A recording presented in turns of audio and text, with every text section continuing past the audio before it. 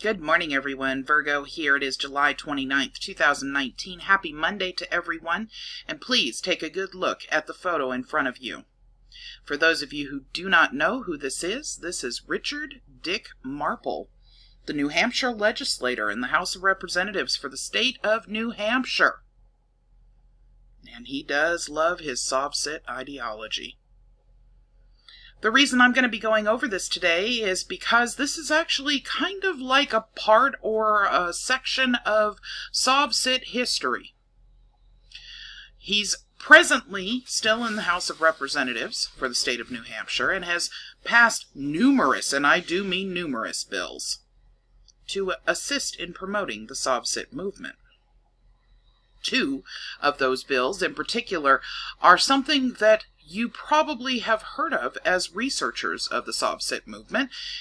They spread around like wildfire to the social media, or around the social media networks, YouTube, Facebook, Twitter, and more. One of them is a bill that is pretty unbelievable on its own, which has to do with stopping the requirement of driver's licenses in the entire state of New Hampshire, and the other is the ability to charge $10,000 per lawmaker that does not recognize a sob-sit. We're going to be talking about the history of Mr. Marple, the fact that he made it on the Hate Watch list in 2017, his indiscretions with regards to what he has legally done that has created issues for him, and where he's at currently. What you're currently looking at is on Legascan.com. It is the New Hampshire text for HB 1653. This was introduced in March of 2000, Yes, that's correct. March of 2018.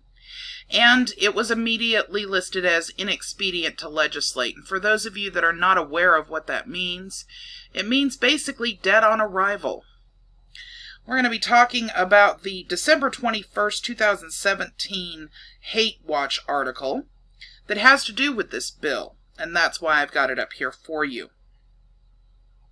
Well-known advocate for far-right common law system sponsor legislation that would officially sanction pseudo-law contracts in state system. New Hampshire has a long and unfortunate history of experience with sob-sits, I'm using that term for obvious reasons due to the algorithms, dating back to 1990s when the radical anti-government movement attracted a following in the state's rural areas that culminated with a tragic shooting rampage.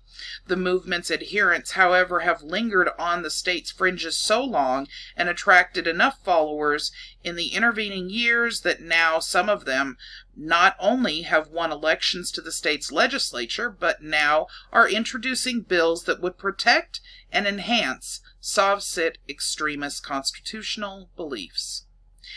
A sob-sit legislator from Hooksett named Richard Dick Marple sponsored the bill HB 1653, which is what you are currently viewing on your screen right now, which would essentially protect such common activities by movement followers as filing phony liens against state and local government officials.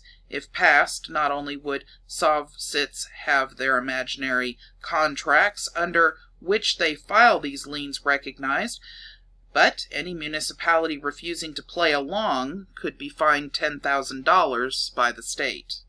The bill uses the typically arcane and obscure language common to sob-sit pseudo-legal filings. For example, it states all contracts with sovereign inhabitants defined under Part 2, Article 30 of the New Hampshire Constitution, and sojourners in this republic shall have all elements of any contract being offered fully and completely disclosed and explained, particularly those contracts involving an ens legis or straw man, as commonly referred, a sovereign inhabitant, will be harmed by any unrevealed element if such inhabitant does not reserve his or her rights under RSA 382-A:1-103 and RSA 382-A:1-308. Therefore, these two citations are to be included above the signature line on the contract, the words all rights reserved or without prejudice. UCC 1-103 and UCC 1-308. The bill goes in to stipulate that the failure of any corporation to provide full disclosure of all elements of every contract, as required by paragraph I, shall result in the forfeiture of $10,000 to the state treasury. Marple pre-filed the bill in November. It will go before the legislature in January of 2018.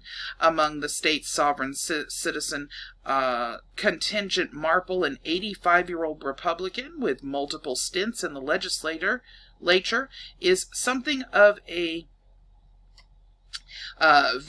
venerated figure, since he has been promoting the ideology since his earlier stints in the assembly dating back to 1999.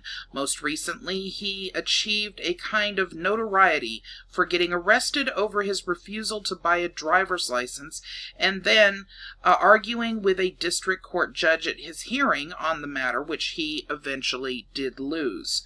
Marple previously had introduced a bill in the State House in January of 2017 that would have effectively ended vehicle registration in New Hampshire while simultaneously jailing or fining what Marple described as the, quote, culprits that have unlawfully trespassed upon the people's right to travel and committed the common law crime of unlawful conversion of people's private property, end quote. The bill died in committee as was expected upon receipt. When he came to trial in April of 2017, Marple created a classic Sovsit-style spectacle in the courtroom, yelling at the judge, claiming she had no jurisdiction because she had not filled out his affidavit of truth, calling her a private profit-making corporation, warning her that she had been convicted of violations by a common law court, and assured her that he did not need to have a license, despite the judge's patent persistent in inviting Marple to participate in his trial. He refused, calling the proceedings a fraud. As the judge left the courtroom, Marple turned to his supporters, claimed victory, as she walks out and is defeated by being the first one to leave the battleground, he said. 2 weeks later, the judge issued Marple his sentence by mail, which included a $310 fine, all suspended provided that he had no vehicle infractions in the subsequent 6 months. One of Marple's biggest supporters in spreading the sovereign citizen ideology has been Ian Barnard, freeman of Keene, New Hampshire, based supporter of the movement, who operates the website freekeen.com. Sorry, it's Keene, not Keenan. And those video of Marple arguing with the judge did go viral. All right, now I want to talk to you about this. I don't want to read any further into this without actually mentioning. Okay, so we have a secondary bill here I'd like for you to take a look at. This bill is House Bill 1778, also inexpedient to legislate. And this bill is the bill we're discussing with regards to right to travel and not having a driver's license. These bills are both very interesting for you to read, but let me share with you that if you actually look up Mr. Marple's what he has presented as legislation, you will be shocked in the I would say top 10 or 12 of them in how blatantly Sovsit obvious that they are. Okay. I also would like to mention that there is a particular thing that I found to be interesting about Mr. Marple, and that is that most of the time when a politician opens up a web page, they're very specific on the things that they want to cover. They absolutely want to present themselves as being individuals of high integrity and honesty. And although it's not always true, it's definitely something that you see no matter what side of the aisle that you're on, when you're dealing with politicians that are attempting to try to prove to their constituents that they are who should be elected. But let's just take a look at Mr. Marple's. So we're over here on dickmarple.com, and the very first thing that pops up is this picture with the wording on it that says Dick Marple is nuts. So let's go ahead and read his dickmarple.com page. It's a time-honored tradition for many politicians to frustrate their constituents by remaining silent on the important issues of the day. Rest assured, this has never been a problem for you, the constituents of Representative Dick Marple. If there's one thing you should know about Richard Dick Marple, it's that he won't just tell you what he thinks, he'll scream it. Dick's willingness to speak up and yell out has proven a boon to New Hampshire, as he has brought an unflinching advocacy of the SOVCIT movement to the House of Representatives.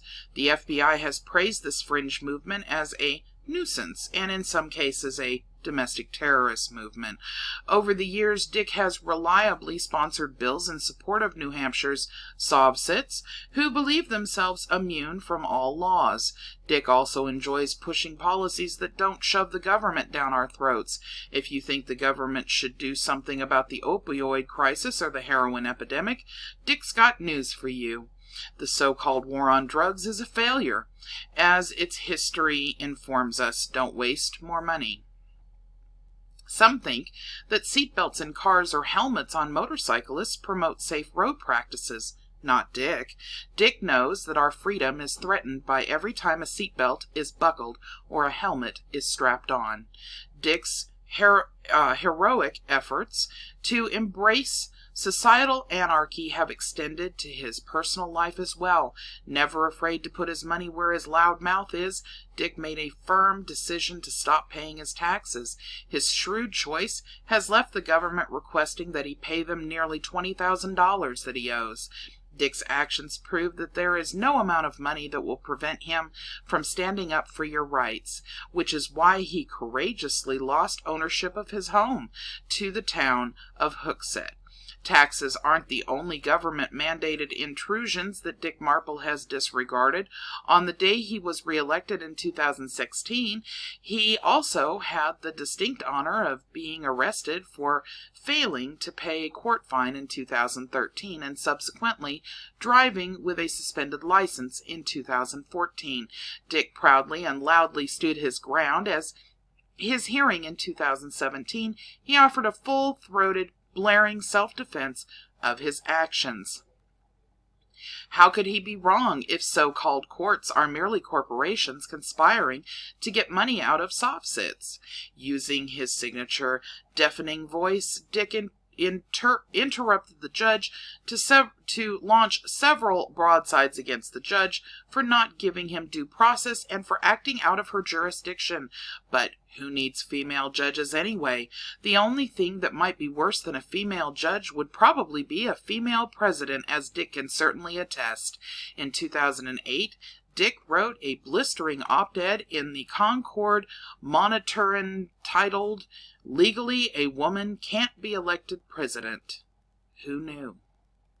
Thank goodness someone has the courage to proclaim that the presidential office is male-gendered and that feminists should keep their grubby paws off. For years, Dick has used his voice to shed light on the issues that are most important to New Hampshireites, conspiracy theorists, and even some white supremacists. He will continue to shout in courts, from rooftops, and from houses that the town now owns until anyone, tells him to be quiet.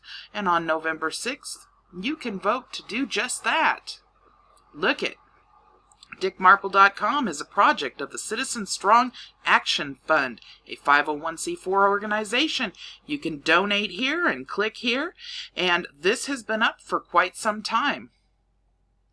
All right, you guys, for those of you that told me I was crazy, for those of you that said there's absolutely no way that there's a sob sit-in office sitting in our House of Representatives, how do you like this for some propaganda?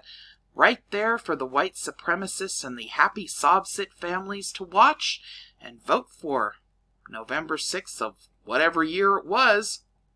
All right, everyone. I hope this helps to shed some light on who Dick Marple actually is. And if you'd like some additional information, please feel free to email me at virgotriad@protonmail.com, and I'll be happy to send you some additional links on all kinds of things Dick Marple. Have a good day, you guys.